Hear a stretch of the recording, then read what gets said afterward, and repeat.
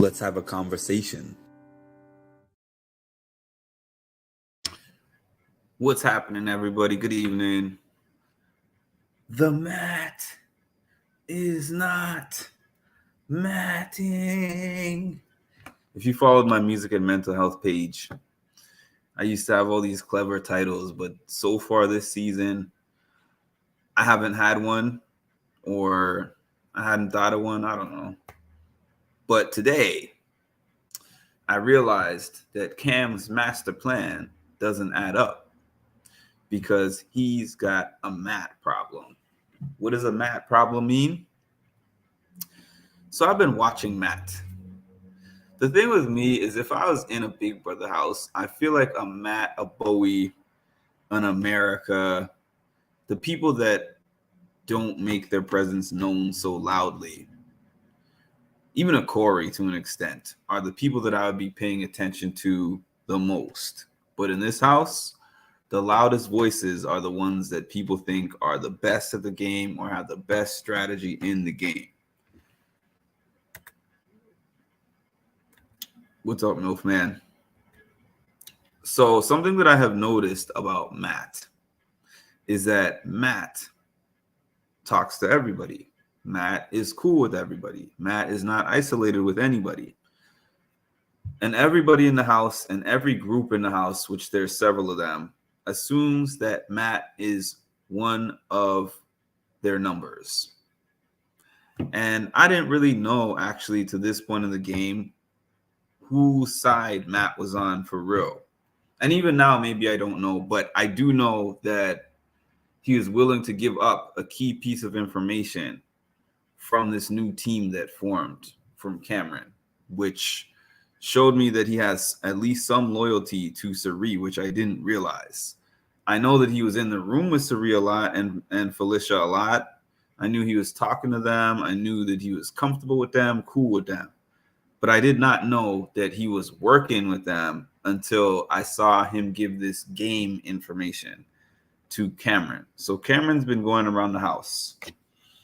Cameron is trying to take advantage of his HOH. And we already know he's working with Red. And now he's trying to rally because he needs numbers to go against Cirie's side. So he's trying to rally. He already has Red. He's trying to rally Bowie, America, Corey, and Matt. So Cam, Bowie, Red, America, Corey, and Matt. 6 of them, right? There's 6 of them in his supposed group. Hi, Miss Nappy Kid. The thing with Cam's group is that they aren't really a group. They are a collection of floaters. The only people that I would say he solidly has like a number 2 of his group in Red. Red is definitely working with him. I would say Corey is like 60-40. He could go either way depending on who has the power that week. America is right in the middle. Bowie, kind of in the middle. Matt, not in the middle, because Matt had a conversation with Cam. This is what I titled this way for. I was watching it hours ago. Matt having this conversation in the room with Cam.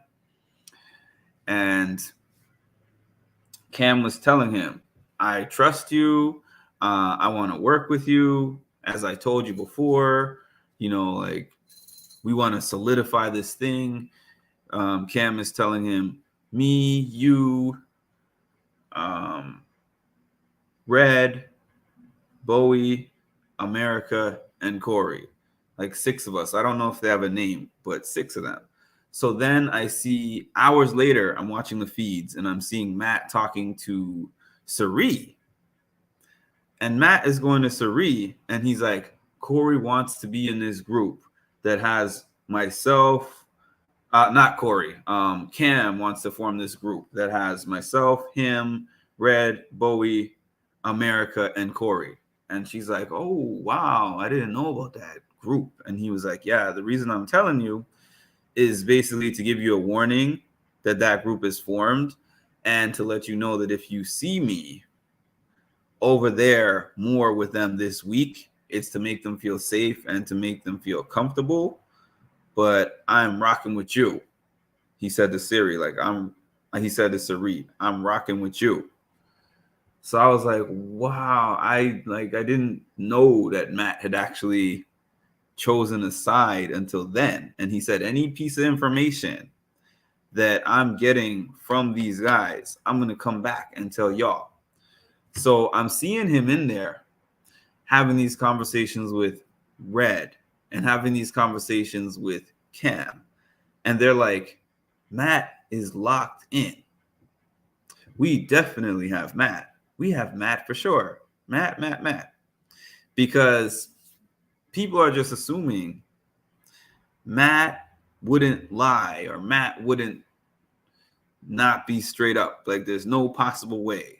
But it's like, you do realize a handicap does not mean that he's not playing the game. It's just like people saying that Felicia is older means that she's not playing a game. I mean, they realize that now because she won an HOH. But before, they underestimated her because they're like, she's older than the rest of us. She probably won't win any comps, so we don't have to worry about her.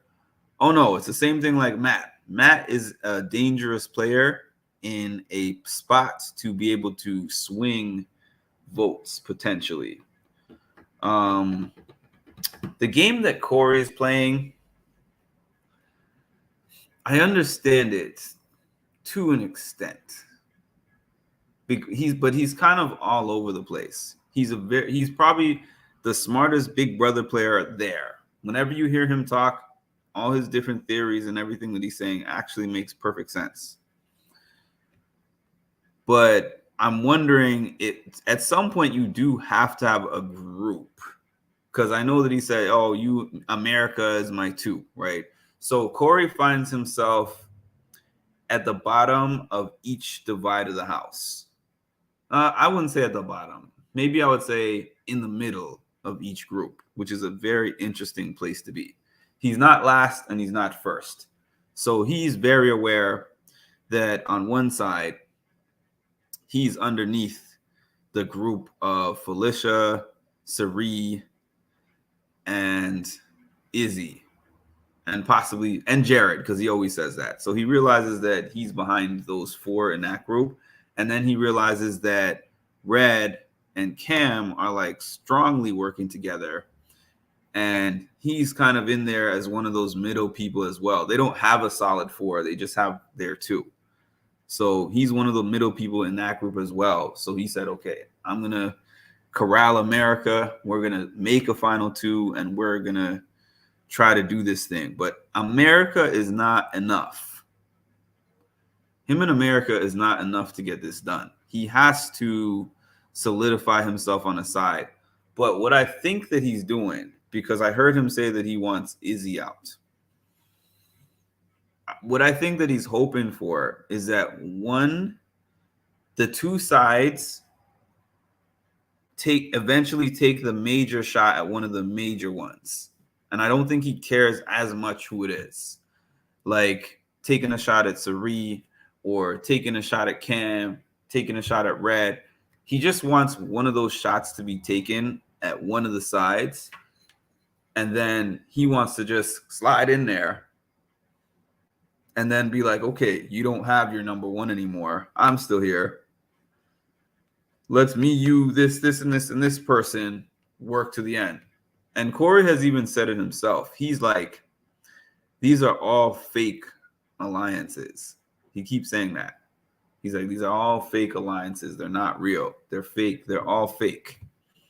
And he's right. And Cameron said something smart too, which I mentioned in one of my earlier lives, where Cameron was like, a lot of people think that they're part of these large groups, but really it's like a bunch of small subgroups where there's only 2 or 3 people loyal to each other, and everybody else is kind of extra so that they can have numbers when the votes come around. So really, this is just a ploy for votes. Even what Cam is doing, telling America, I really want to work with you, telling Matt, I really want to work with you, and telling Bowie and telling Corey. What he is looking at is he is looking at Felicia, Cirie, Izzy. Let's see. Felicia, Cirie, Izzy, Jared. Mainly those four. Mainly those four. And he wants to take shots. Believe me, he wants to take shots at all of them. But what he's worried about is that they have more of the floaters. They have a solid four, and then they can corral more of the floaters, as we've seen them do in the last couple of weeks. So he's like, I can win HOH, or Red can win HOH, but the only way to make sure that our votes matter, the only way to make sure that our votes matter is to be able to have enough numbers in the House. So he looked at the numbers. He's trying to corral the numbers. I don't think that's going to be successful.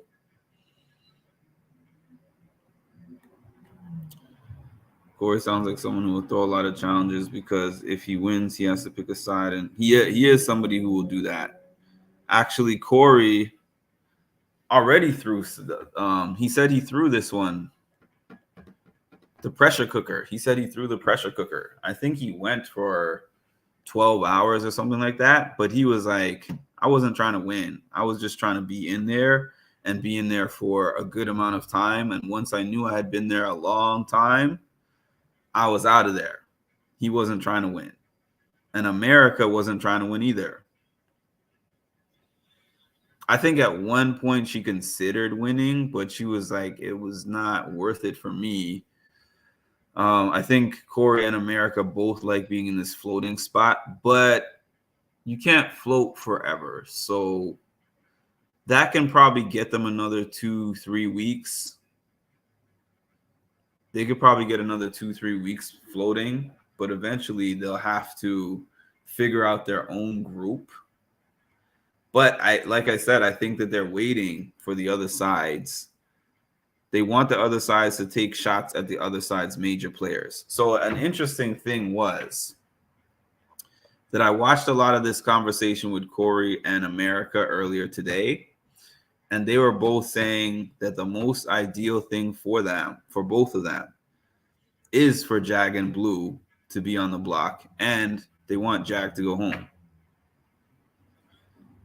And they said that they're going to have to do an acting job. They said that they were happy that Cam won, because then Cam is taking the shot, because they've both made promises to both sides. So if either Corey or America had won pressure cooker, we'd finally have to see where they're leaning. Because they couldn't put Jag and Blue up with, if they put Jag and Blue up, then Jag and Blue, everyone else would be looking at that and be like, oh, you're on the Cameron side. If they put Cameron and Red up, then they would be like, oh, you're on the Cirie side. So they kind of like being where they are, where they did well in the competition, and in America's case, finished second and got this promise of safety for herself, Corey, and Matt, which is funny because they also don't realize that Matt is not really with them. Corey assumes that Matt is with him. Cam assumes that Matt is with him. Red assumes that Matt is with him. Matt is actually a mole for that side. He's feeding information from Cam to Cirie, which leads you to notice that Cirie is playing a very masterful game still. Not a masterful Big Brother game, like in terms of Big Brother strategy, but a masterful social game. Because I remember when Riley went out, Jag was like, you know, I got you. You know, you're my day one. I love you, brother, this and that, right?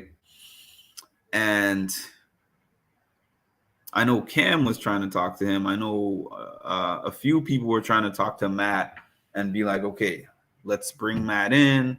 Matt's a floater. Matt's very loyal, blah, blah, blah. Matt actually looked at everyone's side. He listened to everything because everybody tells Matt everything. And he was like, I think that this side is more advantageous for me to be on. Because that's the only reason he would be telling Cirie about the whole alliance. Because if Cam knew that he left that conversation and went right over to Cirie and is like, this is our new alliance, this, and this, he'd be like, oh boy, new strategy, Cirie on the block. Cirie on the block on the back door. Which really he should be doing, to be honest. Because him and Red sit there and talk all night about how dangerous of a player Cirie is. Cam doesn't have numbers. So he could say, all right, if I take Cirie out, I could be out next week. The thing is, the only thing that kept him from being out this week anyways was winning. Or the only thing that kept him off the block. They might have chosen Red over him, but him and Red were going up in most scenarios. Him and Red were going up in most scenarios.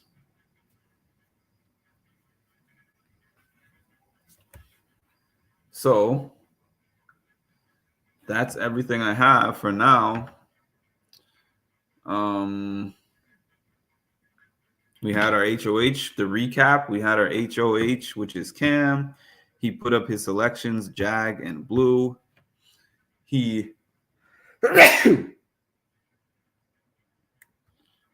That's what I'm trying to say. He acted like he got in power. He acted like if he wins, he's going to do so much. Because I heard him sitting up and talking so much to Red every night. Oh, we just got to have one win. We just got to get this one win. And we could do all this damage, blah, blah, blah. So it was funny because I don't know if you guys saw my clip that I put up where Blue was pretty much telling him, because he was telling Blue, I'm putting up you and Jag, but you and Jag need to, you and Jag can pretty much fight your way off. I hope one of you do. And then we can, go after the other targets, right? And Blue was like, if there's these other people that you don't trust, that you want to get out of here, that you don't like, why aren't you just putting them on the block instead of putting me and Jag and saying we should fight our way down? And I'm like, it's because of what you just said right there, Miss Nappy Kid. He's scared to do that himself. He was sitting on the hammock just like an hour ago with Cirie, and Cirie was like, please don't put me up. And he's like, no, I love you. I'm not going to put you up. I love you. He is scared. If they're talking about how dangerous she is, why doesn't he grow a set of balls and put her up? Like, stop playing scared. Thank you. Yeah, he's definitely scared to take the shot. He wants the shot to be taken, but he doesn't want to take the shot himself. Jag and Blue was the safe play. Jag and Blue was a safe play. Jag and Blue, like the weird part about a Jag and Blue selection is that Jag and Blue, even though they are a part of an alliance that includes Cirie, they're not really a part. They've never been a part. They're kind of a side branch of that alliance. I'm very excited about the immunity prize. I would love for Cam to get rid of a target that he wants to get rid of, and they come back in the house. I would love that. Messi is the best. I love a messy game. As a fan, I live for a messy game. Those make the best games. Those make for the best games. Yeah, so the recap for the day. Cam won the endurance challenge. He made a deal with America to keep Matt and Corey and her safe. He made his HOH selections. His HOH selections were Jag and Blue, safe choices. He's sometimes alluding to putting up Izzy or Jared as a replacement nom. He's sometimes saying, I think it's the best. Sometimes he's saying, I think it's the best to leave the noms the same and get Jag out. Flip-flopping and flip-flopping and flip-flopping. And I know that it's going to change. When is the veto competition? Monday? Yeah, I think the veto competition is Monday. So it's just going to be like a couple of days of just talking and strategizing. But this is the first time that Blue, Jared, and Izzy have really felt any kind of press in any kind of way. Because Jag's been on the block a couple times. Blue has never been on the block. And Jared and Izzy are scared that their names are being thrown around. Red is throwing around Cerie's name. I don't know if that's for smokescreen purposes, but Red has been saying to people that Cirie is a possible replacement nom.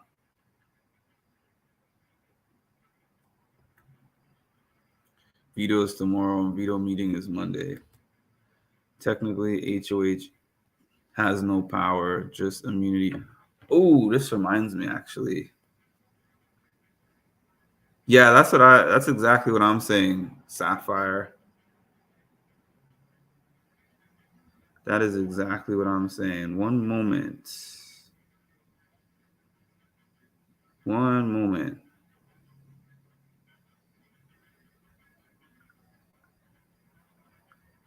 Yeah, he's playing with fire.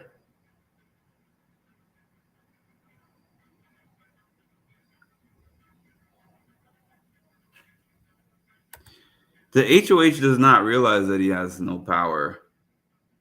That's the interesting part. The HOH, because the HOH doesn't know about that twist just yet. I'm just looking something up really quick.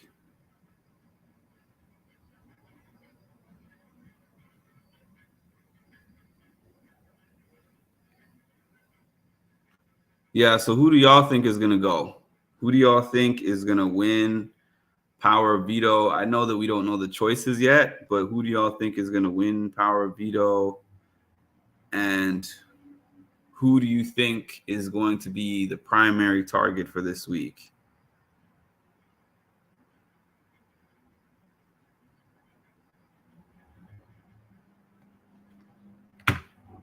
Okay. I'm wondering, okay, so if Jag gets out of the game, I have a hard time doing all these numbers because I get all their names confused. I get everything confused unless I have something written down in front of me. But I don't know. I guess Jag going weakens one side a little bit.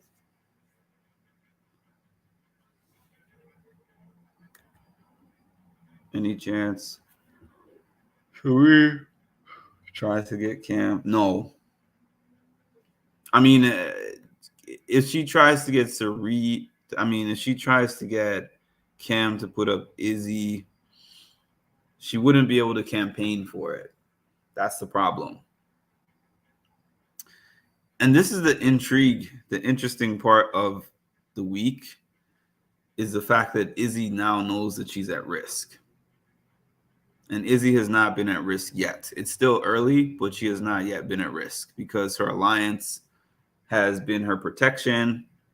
And I guess nobody outside her alliance, except for Riley, has won an HOH, but they had already determined their target at that point. So she was not at risk.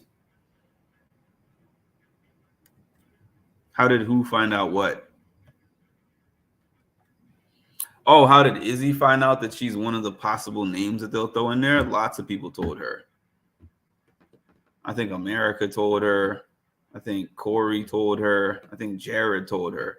Jared, for some reason, feels oddly secure in this game because he feels like if I go to the person directly and ask them, hey, are you going to do this to me? And they tell him no, he feels like I asked them and this is what they told me, but you're in trouble. And I'm like, it's Big Brother Jared. Because Jared was telling Blue, he was like, I spoke to Cam directly and I asked Cam, am I part of any backdoor plan? And Cam said no. And I'm like, you do realize it's called a backdoor for a reason, right? Not everybody is Heism.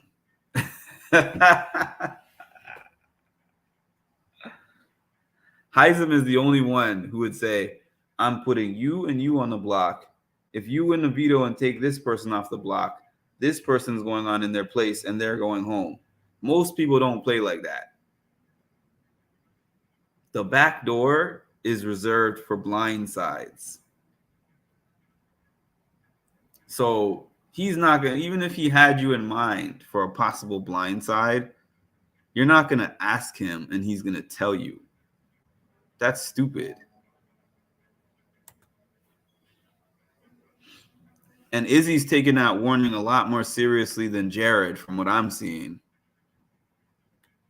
Jared thinks he's sitting pretty. I mean, not that Jared doesn't think that it's any possibility, but this whole thing that Cam told him of, I would never do that, sitting you next to Blue. Yes, he would. Why not? You're strengthening a duo, and neither of those people like you. Well, I guess he doesn't know fully that Jared doesn't like him, but he knows that Jared is not really with him because he keeps saying that. He's like, Jared's leaning towards that side.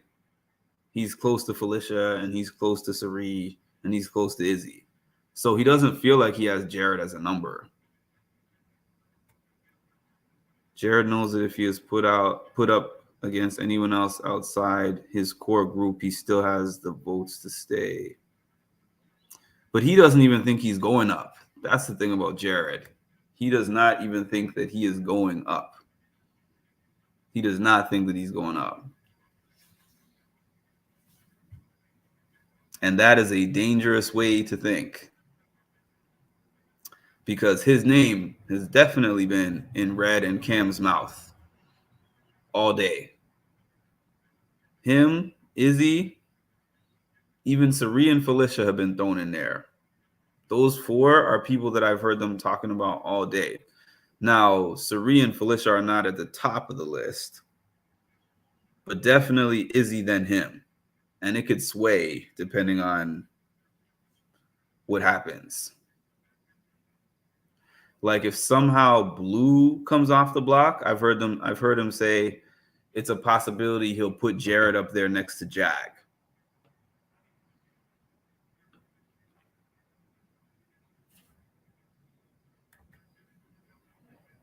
If Jag gets taken down, do you believe Cirie will let them? I think she would try to help her. I think that this would be where Cirie would try to be very, I almost feel like, I don't know how to word this. I feel like Cirie would be a poor advocate on purpose. That's what I'm saying. Because the only person she would ever tell that she really wants Izzy out is Jared. I don't think she would dare say to Felicia or even any of her closer, even anyone in her alliance, I don't think she would tell them, oh yeah, I want Izzy out. Because they would be like, you've been writing for her this whole time. Unless she specifically did something against Cirie that they know about, like a public thing that she did against Cirie, they would all be confused and be like, if she's chopping off her closest ally or one of her closest allies, that means that she's cutthroat and I don't want to work with her. So I feel like she would campaign for Izzy to stay, but in a sloppy way,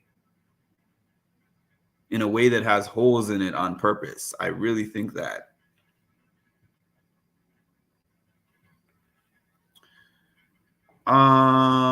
America is loyal to America. That's what I think.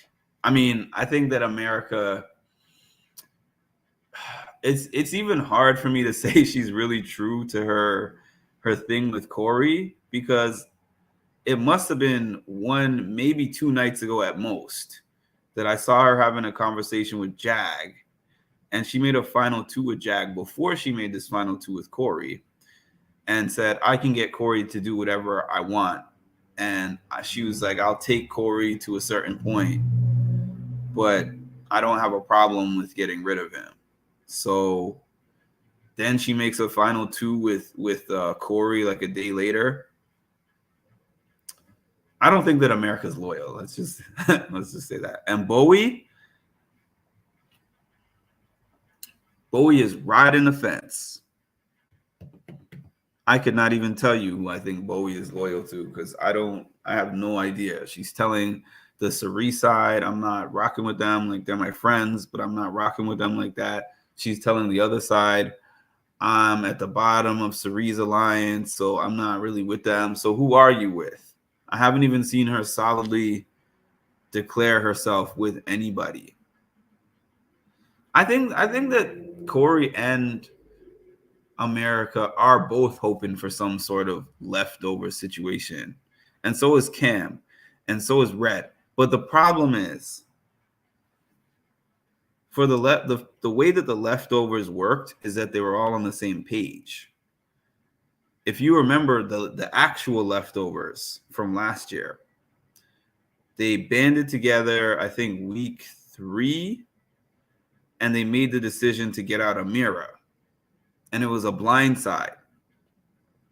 And they all did the votes they were supposed to do. They put her through the back door, and that's how that happened. This group of random 6 people, I guess, you can't count on them for that. You can't count on them for that. Their votes go where the wind blows. Cirie could always say Izzy is loose cannon or come up with some BS excuse because the greats would be able to do it in a way that won't look too suspicious.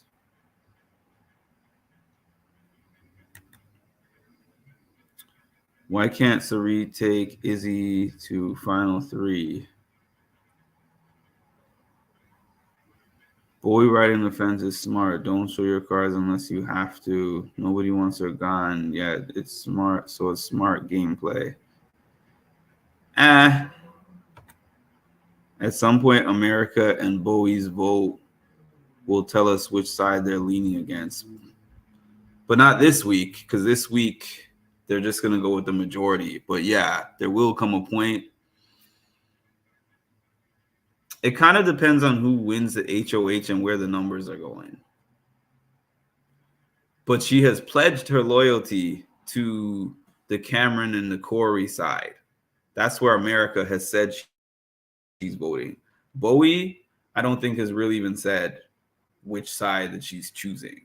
She's not said to one side, I'm against the other side. She just kind of sits in all the conversations.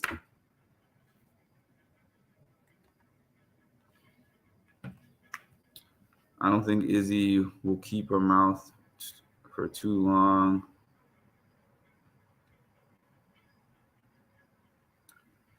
One second.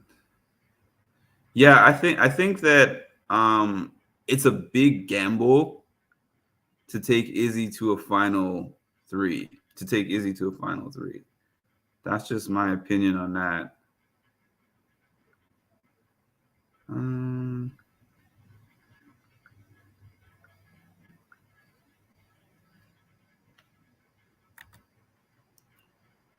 It seems like she doesn't want to have to use that if they don't force her hand. Yeah, I mean, she's playing it safe in a way, and I think that she feels like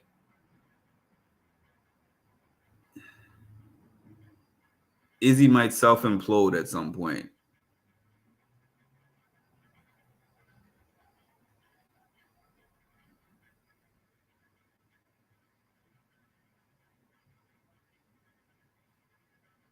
Jared has slipped too. Yes, he has.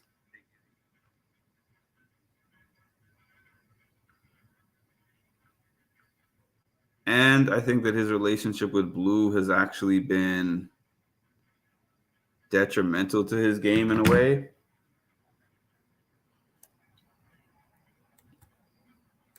Okay. If Cirie could keep her mouth shut, then take her to final three. But Izzy's a ticking time bomb. She slipped multiple times, but nobody has picked up on it yet. You know, something that what's his name? Heizem said in his exit interview is very true, because I said this before too.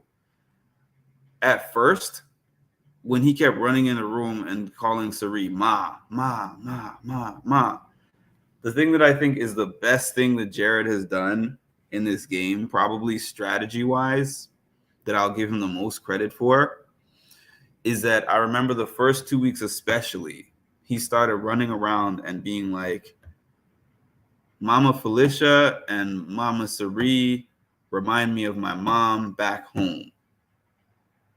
And he kept spreading that around, and everyone is like, yeah, the moms of the house, the moms of the house, the moms of the house. And this is the reason why when both him and Izzy have slipped up and said his mom, or he says mom or my mom in front of people, he calls both Felicia and Cirie mom in the house.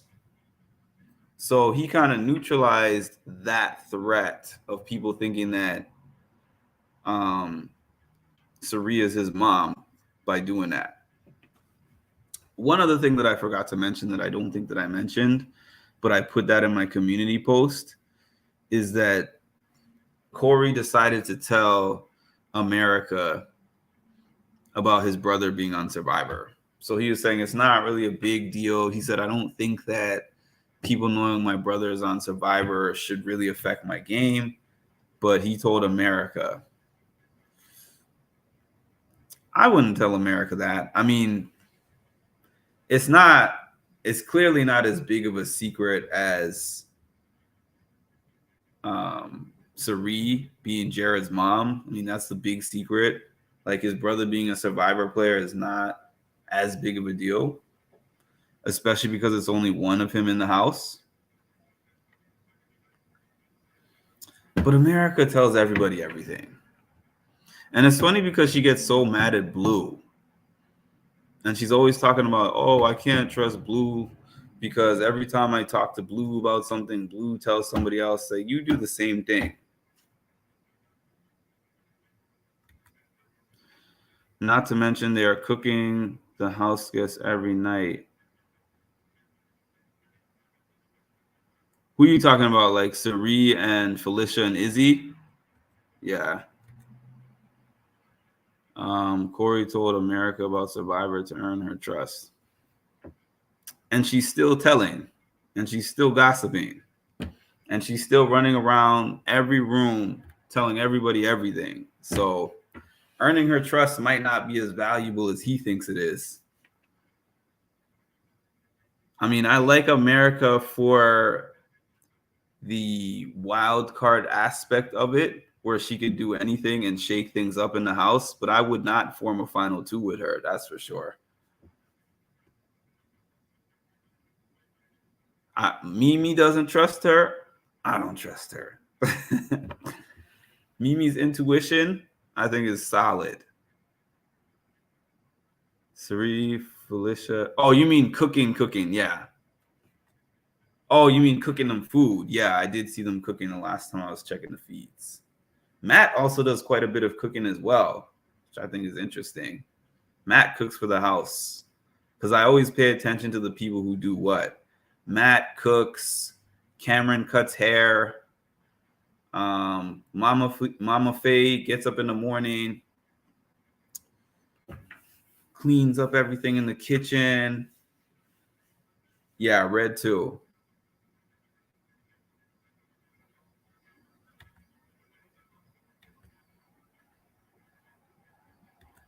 You know, all those things actually add a little bit. Those things are like a little bit of game that people on the outside usually don't realize is game.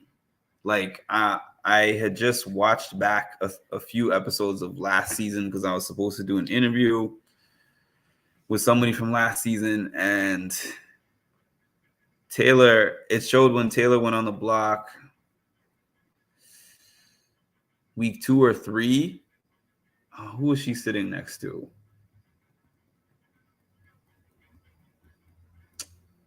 I can't remember who she was sitting next to, but she was on the block and she was like, if I go, I have all these dresses that are going to go with me, because she brought dresses and she was giving them to the ladies every week. She was giving them dresses from her collection. So that's something that we're not seeing on camera, but it's something that got her all the ladies' votes when they got into the jury house. So things like being the person who cooks for everybody, or being the person who cleans up after everybody, the person who takes out the garbages, the person who does the most house chores, or the person who makes everybody laugh, those are underrated parts of the game. And I don't think Izzy possesses any of those. I mean, I'm not saying that Izzy doesn't do any of those things. I haven't seen them, but I mainly just see her as somebody who talks game nonstop, 24/7, to the point where I'm sure people are like, "Can you chill for a little bit? You are intense. You are an intense lady." Yeah, it would be a big L. Yeah, that's funny. I remember them saying that. They were like, Nicole was supposed to be a chef. And they kept talking badly about her food.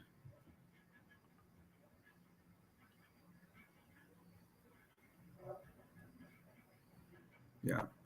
But anyways, I think I am going to call it a night.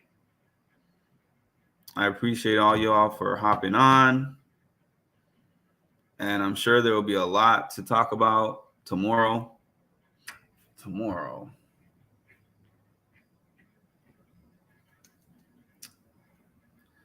I might not have much of an opportunity to look on the feeds. I will in the early part of the day, but I might try to squeeze in a live in the earlier part of the day. We'll see. But thank you everyone today for tuning in. I said that my goal for this week was, let's see, 300 subscribers and I think 80,000 views. I'm not quite at the 300 subscribers. I am at 266 subscribers, but I smashed the view count. The view count is 107K. So I basically have made about 80,000 views in the last week, which is pretty good.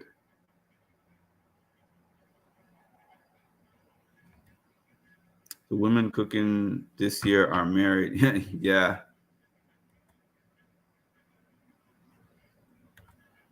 So I'm probably going to watch a little bit of the live feeds before I go to bed.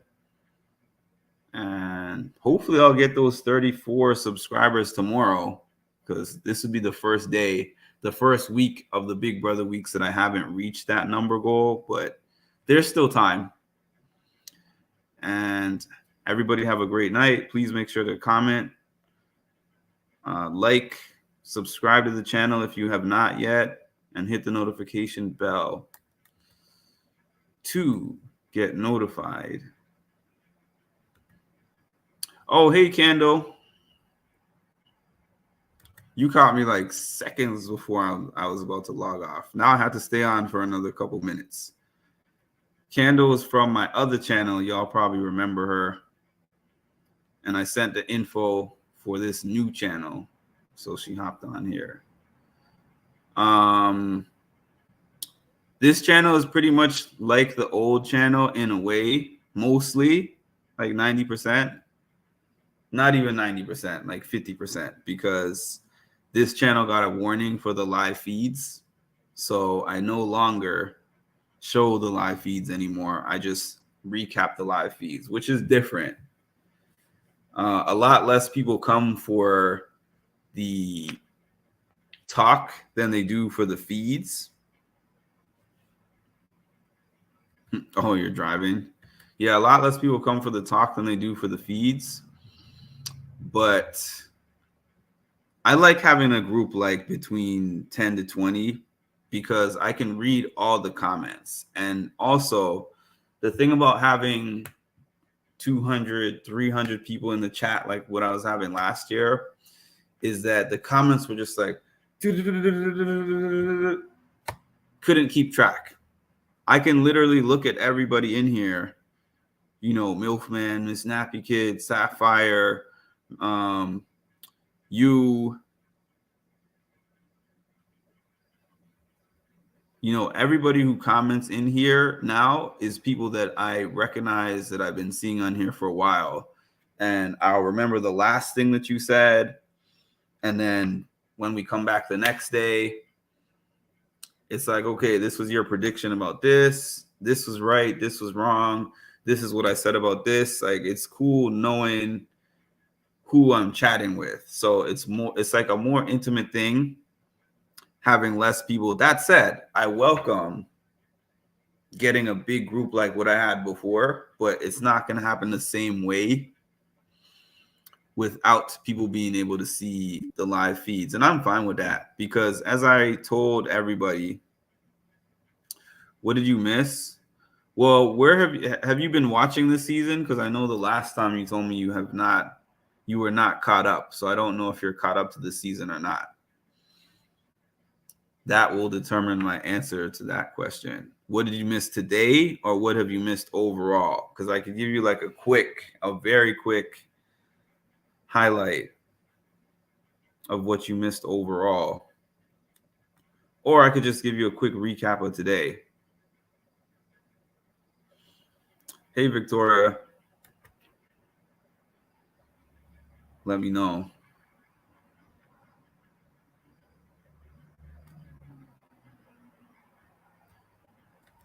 Overall. Yeah, so I'm going to make this really quick. Just an overview of the season. The season started. There were 16 house guests. They announced the 17th house guest. Cirie got added to the cast from Survivor. Everyone was both excited and nervous. Everyone, I mean the house guests. They were excited to see Cirie. They were also nervous about that. The first week's eviction, was it the first week? Well, the first eviction that ended up happening was Luke, who said the N-word. Then the next eviction that ended up happening, that wasn't an eviction. That was a removal from the show for reasons unrelated to the show. Then they ended up having the eviction anyways. They evicted Kirsten. After they evicted Kirsten, Riley was the one who was HOH that week. She evicted Kirsten. And then Riley got evicted next. Then they just evicted Heizem. So I think we have 13 house guests left. And there's kind of somewhat of a power struggle. There was two sides of the house. Yeah, that's just a quick summary. I mean,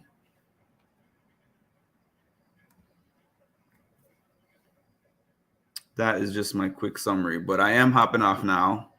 But I always stay like a few extra minutes if somebody pops on when I'm coming off. Because I like to acknowledge everybody who comes on here and just supports me and supports my channel. I appreciate you. So I will talk to you guys tomorrow. So you literally were one of my very first followers. And then when you followed me and I, followed back, I was like, this dude is cool. Like, if they say talk to your manager, you just say, you know what, talk to the hand. You don't need to be on my podcast. But, yeah, dude. Yeah, you do a great job. Thank you. I always get a kick out of talking with you on Patreon. You have a really good, view on it. That wasn't planned. You know what? But I like this Canadian. I like this one.